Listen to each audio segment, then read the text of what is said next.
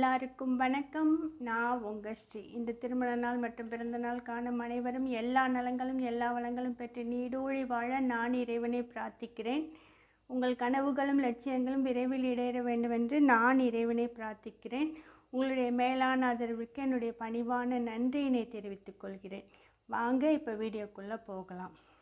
இன்றைக்கி நான் இந்த பானை எப்படி மெயின்டைன் பண்ணுறது அப்படிங்கிறத பற்றி தான் சொல்ல போகிறேன்.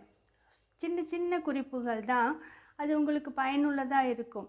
நம்ம பானை வாங்கி யூஸ் பண்ணுவோம். ஃபஸ்ட்டு வாங்கி யூஸ் பண்ணும்போது அப்படியே தண்ணி சில்லுன்னு இருக்கும். கொஞ்ச நாள் ஆக ஆக அந்த சில்னஸ் கம்மியாக போயிடும். அதை நம்ம பானை பழசாயிடுச்சு அப்படின்னு சொல்லி அதை தூக்கி போட்டுட்டு வேறு புது பானை வாங்குவோம். அது மாதிரியெல்லாம் செய்ய வேணாம். பானையை மெயின்டைன் பண்ணுறதுக்குன்னு சில வழிமுறைகள்லாம் இருக்குது. பானை வாங்கும்போது எப்பையும் ஒற்றை பானை வாங்காதீங்க. அது கூட இந்த மாதிரி மூடியோட வாங்குங்க. அல்லது 2 பானை வாங்குங்க. பானை கூட சேர்ந்து ஏதாச்சும் ஒன்று வாங்குங்க. அது ஒரு பழக்கமாக சொல்லுவாங்க. நான் இந்த பானை வாங்கி 2 இயர்ஸ் ஆச்சு. நல்ல சில்னஸ் மெயின்டைன் ஆகிட்டு தான் இருந்தது. அடிக்கிற வெயிலுக்கு எல்லாமே இதாகும். இப்போ சில்னஸ் கம்மியாயிடுச்சு. நான் இதோட கூட வாங்கின மூடியில் இந்த மாதிரி ஒரு வாட்டர் டிஸ்பென்சர், இது கூட நான் என்னோடய ஸ்ரீ ஷாப்பிங்கில் வாங்கி கிட்டத்தட்ட 3 இயர்ஸ் ஆச்சு. நல்லா இருக்குது.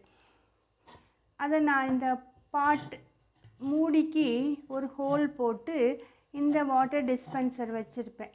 யாராச்சும் வந்தால் கூட நம்ம சில தண்ணி கொடுக்கும்போது கையை உள்ளார விட்டு எடுக்க வேண்டியது இருக்கும். இது இருந்துச்சுன்னா இதில் தண்ணி வந்துடும், பிடிச்சி குடிச்சுக்குவாங்க. அதனால் நான் இந்த வாட்டர் டிஸ்பென்சர் வச்சுருக்கேன். அப்புறம் இதுக்கு கீழே வைக்கிறதுக்கு நான் இந்த மாதிரி ஒரு இது வச்சு அது மேலே தான் வச்சுருப்பேன். தண்ணி பானையிலேருந்து லீக் ஆகிற தண்ணி இதிலே கலெக்ட் ஆகிக்கும்.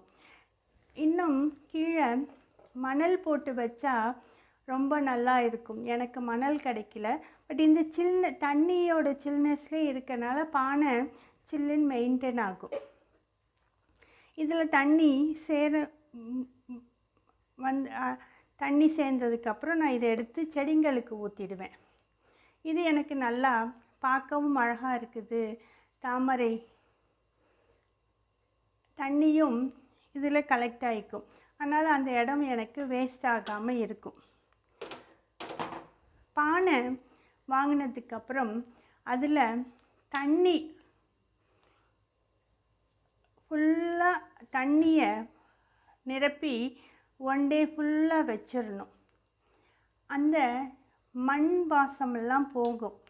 அதுக்கப்புறம் பானையை நம்ம கழுவும்போது நம்ம பாத்திரம் கழுவ பயன்படுத்துகிற லிக்விடோ அந்த சோப்போ இதை பயன்படுத்தி இதை நம்ம கழுவக்கூடாது. கடலை மாவு இருந்தால் அதில் வச்சு கழுவுங்க. பெஸ்ட்டு இந்த பானை கழுவுறதுக்கு கல் உப்பு வச்சு கழுவுனீங்கன்னா பானை ரொம்ப நாளுக்கு அந்த சில்னஸ் மெயின்டைன் ஆகும். எப்படி நம்மளுக்கு பானையில் தண்ணி சில்லுன்னு ஆகுது, இதில் இருக்க மைன்யூட் துளைகள் அது வழியாக காற்று போய் வெளியில் வரும்போது அந்த தண்ணி சில்னஸ் மெயின்டைன் ஆகுது. நம்ம நாளடைவில் பானையை கழுவி இது பண்ணும்போது அந்த துவாரங்கள் அடைப்பட்டு போகிறனால தான் சில நாட்கள் ஆனோடனே பானை சில்னஸ் மெயின்டைன் ஆகாமல் இருக்குது. அந்த துளைகள் அடைப்பட்டதை நம்ம ப்ராப்பராக க்ளீன் பண்ணி திருப்பி வச்சோம்னா பழையபடி தண்ணி சில்னஸ் மெயின்டைன் ஆகும்.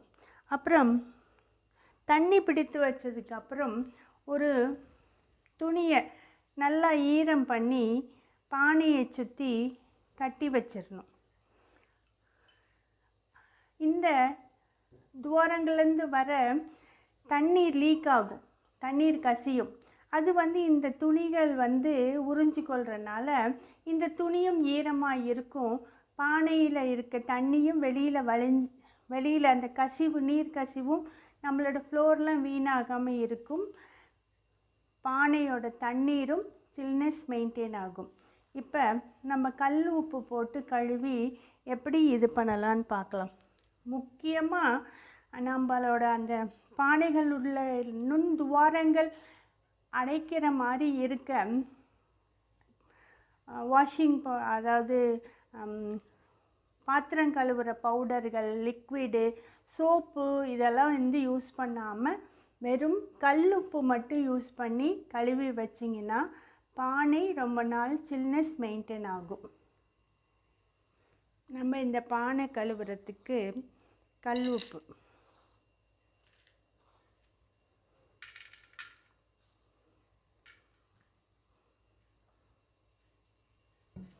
நல்லா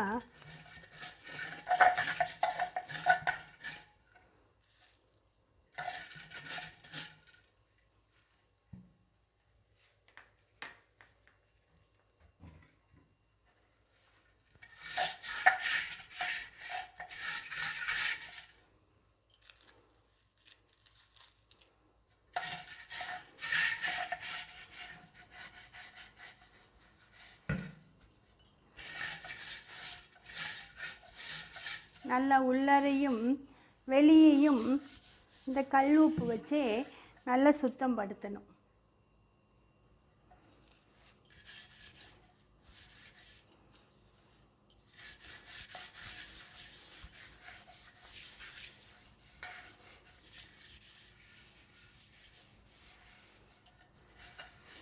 நல்லா உள்ளேயும் வெளியும் நல்லா தேய்ச்சிட்டு ஒரு 5 மினிட்ஸ் கழித்து, ஒரு 5 to 10 மினிட்ஸ் கழித்து கழுவி பார்க்கலாம்.